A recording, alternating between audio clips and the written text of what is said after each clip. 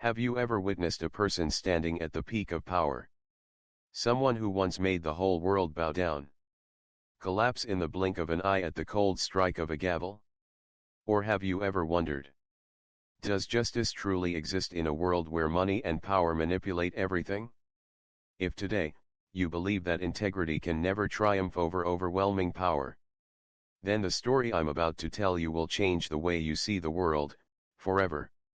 On this journey, you will witness a breathtaking confrontation between Nathan Cross, an invincible financial tycoon, and Amara Benson, a young judge who dared to stand alone against an empire. You will see how the most arrogant man can fall, all because he underestimated the law for just a moment. The dirty tricks lurking in the shadows, from media manipulation to backstage threats. And above all, how an ordinary person can rewrite history with sheer determination, courage, and intellect.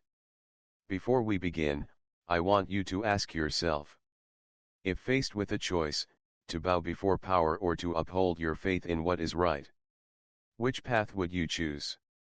Keep that question close to your heart.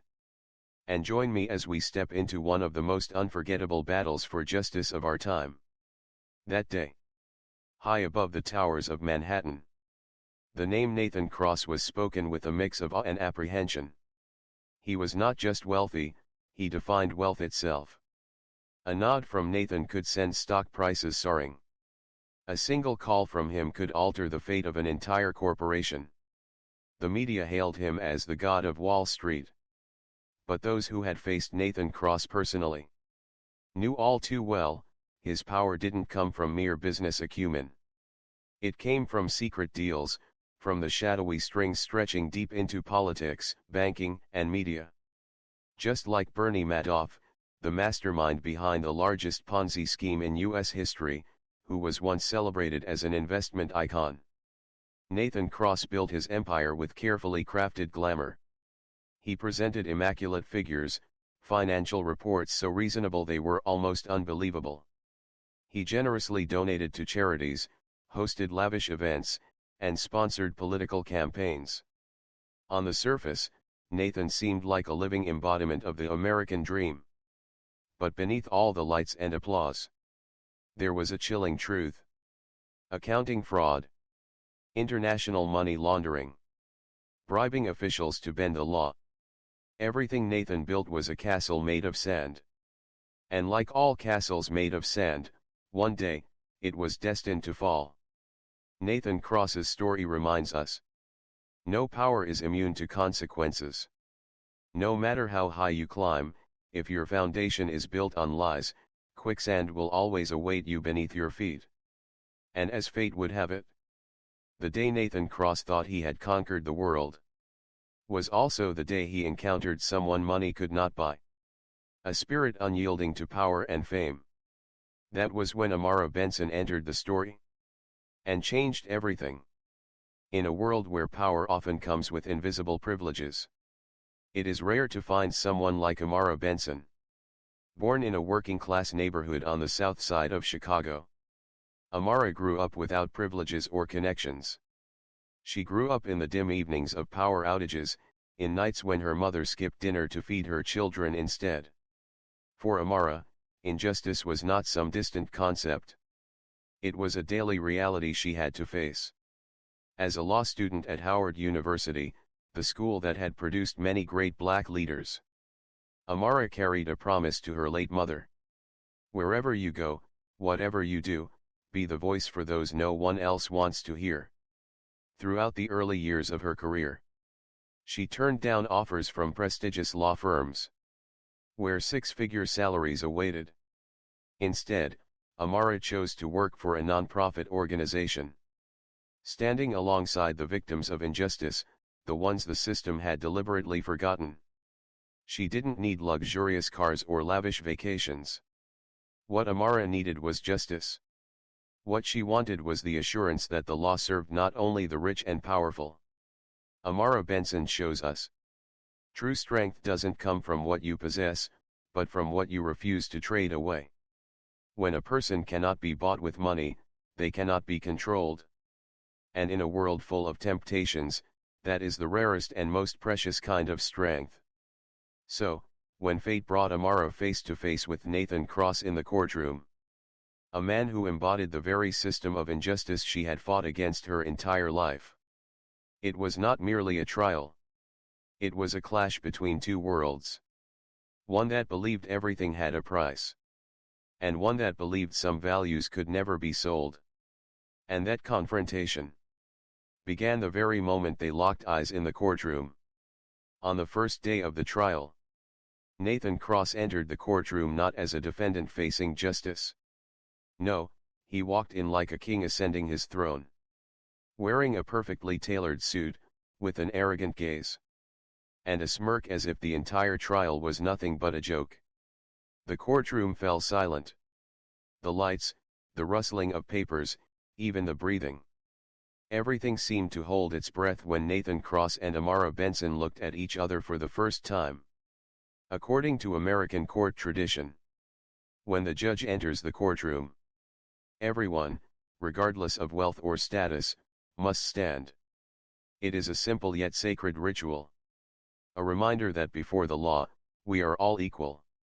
But when the court officer shouted "All rise," Nathan Cross remained seated, arms crossed, the challenge clearly etched on his face. A heavy silence spread across the room. Lawyers whispered. Reporters furiously scribbled notes. Security tightened their grip on their belts. But Amara Benson, she merely tilted her head slightly, as if she was watching a test she already knew the outcome of. No shouting. No loss of composure. Just one sentence, calm but sharp as a blade. Mr. Cross, in my courtroom, respect is not optional. It's the law.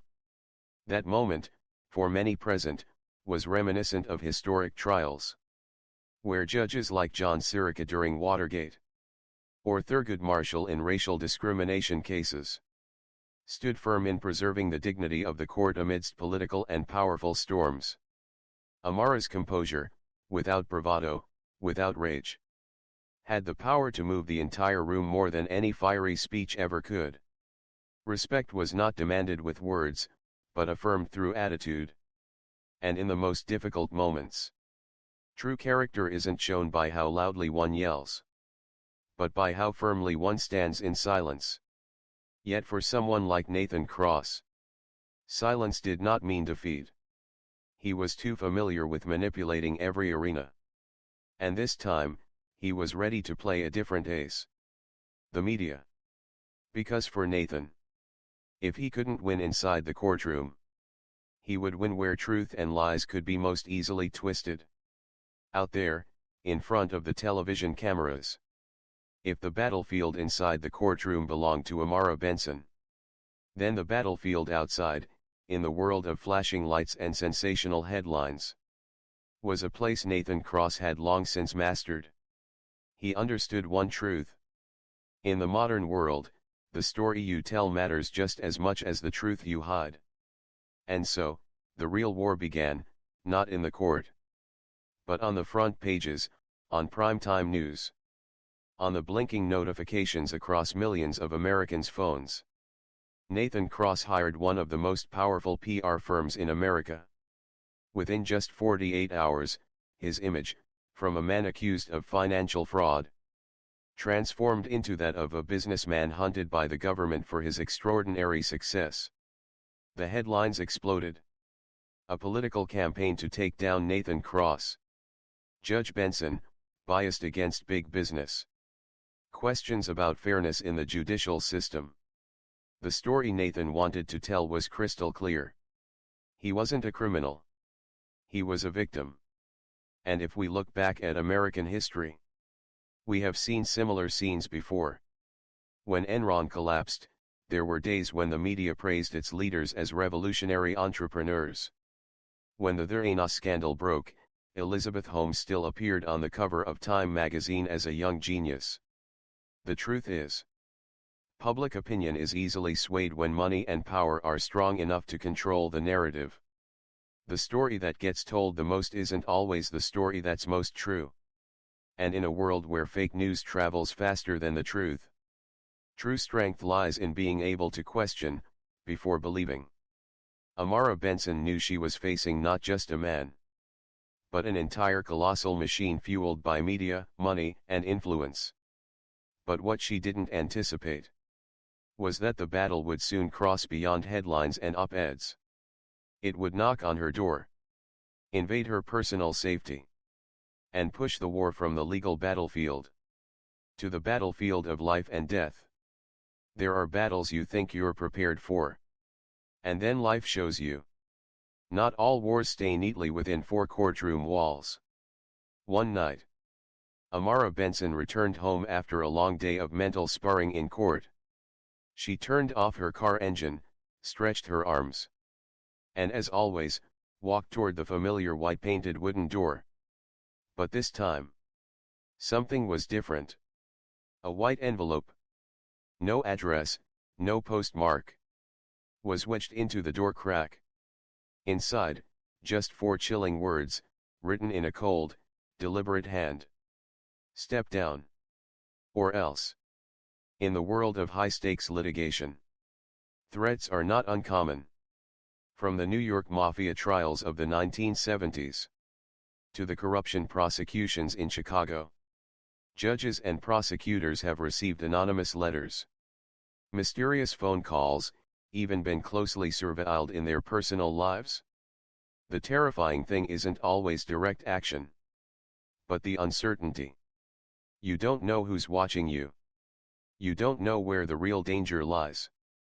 And for someone like Amara, who had spent her life fighting with transparency, facing these shadows was an even greater test than battling Nathan Cross in court. The true power of darkness lies in its ability to make you doubt the very light you're following. But those brave enough not to turn back are the ones who will lead others forward. Amara knew retreat was not an option. If she succumbed to fear and backed down, this fight would not just be lost in a courtroom. It would fail in the hearts and faith of millions who were watching. And so, on a morning that seemed ordinary, in a courtroom packed with reporters and cameras, a deafening gunshot rang out, shattering any lingering belief that justice could unfold peacefully. That day, the courtroom was packed. The media crowded in. Camera flashes flickered non-stop. And all eyes were on Amara Benson and Nathan Cross. The air was so thick you could almost touch it. Amara gently tapped the wooden gavel on the bench.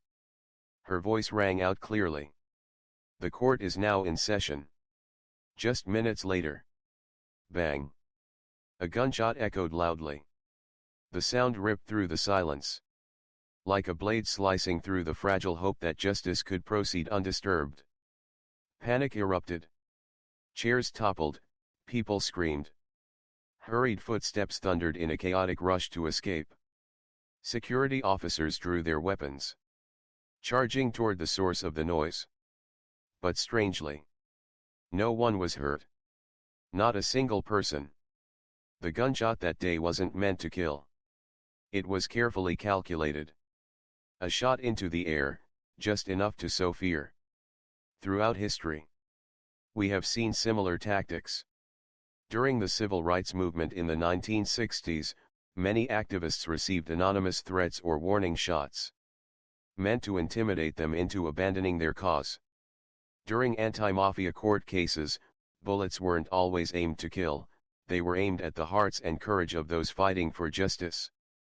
Because sometimes, fear is a more effective weapon than any bullet. The greatest enemies of truth are not lies, but fear, deliberately planted. Because when hearts tremble, truth trembles too. But what the forces in the shadows didn't expect was that Amara Benson didn't tremble.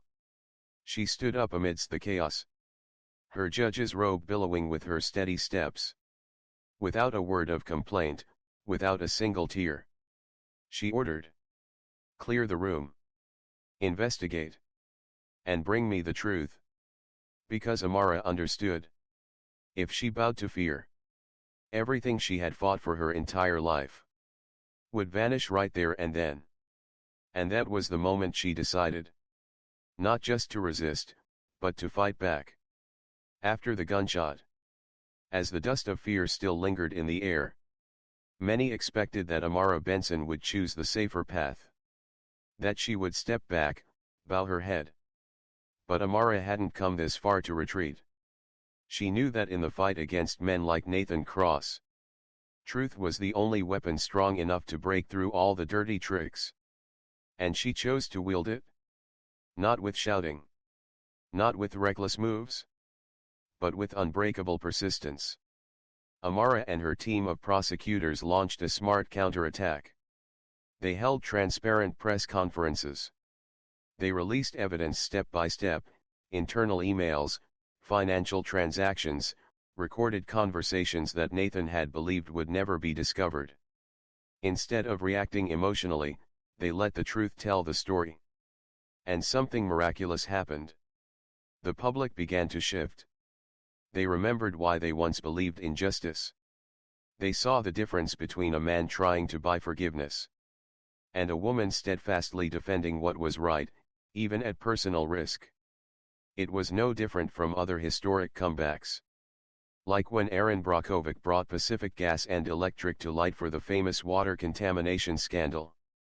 Or when Edward Snowden exposed illegal surveillance activities, knowing it would change his life forever. Truth may take time to prevail, but once it steps into the light, it can never be silenced again. And sometimes, just one person refusing to back down is enough to turn the tide of a seemingly unwinnable battle. The day Amara released the independent investigation report, the media, which had once leaned toward Nathan, began to shift course. Headline after headline, evening news segment after segment, now no longer revolved around the question, is Judge Benson biased? But turned into a much bigger question. How did Nathan Cross build his empire of power, and at what cost? The battlefield had shifted. The balance of power had tilted. And Nathan Cross, the man who once believed he was invincible, was starting to feel the ground crumble beneath his feet. There are chess games that seem endless, where the manipulator believes he has countless moves left, countless pawns to sacrifice. But then, with just one well-timed move, with just one unwavering hand, the game can end. For Nathan Cross, that day came faster than he ever imagined. With undeniable evidence presented, with Amara Benson's relentless perseverance, the media machine Nathan had built to bend the truth began to crack from within. As the trial reached its final phase, witnesses began to come forward. Former employees under Nathan, accountants, legal assistants, business partners. And one by one, they recounted stories of dirty money, midnight meetings, phone calls ordering the bending of laws to protect profits. It was reminiscent of the fall of the Enron empire. Not because of a single dramatic explosion, but because brick by brick, trust was stripped away, until the entire castle of greed collapsed into ashes. The day Nathan Cross stood before the court, and the verdict guilty rang out, he was no longer the image of a financial king. He was merely a small man, his eyes vacant, his once mighty Wall Street empire crumbling in his hands. You can deceive others for a time. You can deceive yourself for even longer. But you cannot deceive the truth forever. Sooner or later, truth always finds its voice. But this story doesn't end with the downfall of one man. What's even greater is how it ignited a much larger conversation. About fairness, about power, and about those who dare to stand up for what is right. Because in the end, Amara Benson's victory wasn't just a win in a courtroom. It was a victory for all of us. Those who still believe that justice, though battered and distorted, can still triumph, if there are enough people willing to protect it. The day Nathan Cross was convicted, outside the courthouse, cheers erupted. The media widely covered the collapse of a financial empire, and millions celebrated a victory for justice. But for Amara Benson, It was not the end. It was just one small battle won in a much longer war. Because the truth is, Nathan Cross was just a name. Behind him still lay an entire system. A web of companies, banks, media conglomerates. Those who had profited from manipulation and injustice for decades. This story is no different from other major cases in American history. When Bernie Madoff was sentenced for the Ponzi scheme, it wasn't just about one individual, but about a financial oversight system that had fallen asleep. When Theranos collapsed, it wasn't just about Elizabeth Holmes, but about a culture that glorified success at any cost, even at the expense of truth. The sentence against Nathan Cross was a victory. But if the system remained unchanged, there would only be other Nathans rising to take his place. Individual victories are important. But it is systemic victories that truly change the world. Because justice is not just the outcome of a single trial. Justice is what happens afterward. In new policies, in reforms. And in the hearts that refuse to accept injustice as a normal way of life. Amara Benson understood that. And she knew. This fight wasn't just hers. Wasn't just for those inside the courtroom. It was a reminder to all of us. That justice must be nurtured and protected every day. Through our smallest choices, in how we treat one another. And in how we decide the legacy we leave behind. Thus, the final question is no longer for Nathan Cross. But for all of us. Will we leave this world better, or worse than we found it? If today's story touched you. If it reminded you that courage still exists in this world. Please leave a comment below. Tell me. About a moment when you chose to stand for what was right. Or simply about someone who inspired you with their bravery. Speech balloon. I would love to read your story. And perhaps, your sharing will reignite hope in someone else who desperately needs it. If you believe the world needs more stories like this, hit the like, thumbs up, button. Share it with a friend you believe is also on the journey of searching for hope. And subscribe to the channel so we can meet again in the next journeys. Because we are never alone on the path of fighting for kindness. After that fateful trial, Amara Benson did not become a celebrity. She didn't sign book deals. Didn't appear on glamorous magazine covers. She returned to her quiet work. Wielding the gavel, listening, and protecting justice one case at a time. But what she left behind far exceeded any court ruling. She left a legacy. Courage. The story of Amara spread not because of drama, but because it reminded people that persistence, honesty, and personal bravery still have a place in this world. Just like Rosa Parks, by refusing to give up her seat. Or Malala Yousafzai, by demanding the right to education. Amara Benson's actions lit small fires. Fires passed from heart to heart. At law schools, she is spoken of as a role model for a new generation of judges. At judicial reform conferences, her steadfastness under immense pressure is cited. And in faraway places, ordinary people, teachers, nurses, students, felt a part of her strength reach them. That they too could say no when facing injustice. That they too could stand firm. Even if they were standing alone.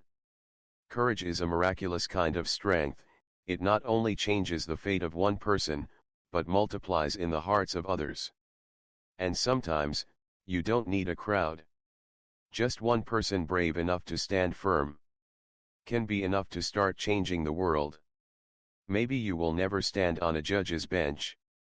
Maybe you will never face noisy court trials or towering giants of power. But every day, in the smallest choices, you too have the chance to be an Amara Benson. Someone who chooses courage over ease. Someone who chooses truth over silence.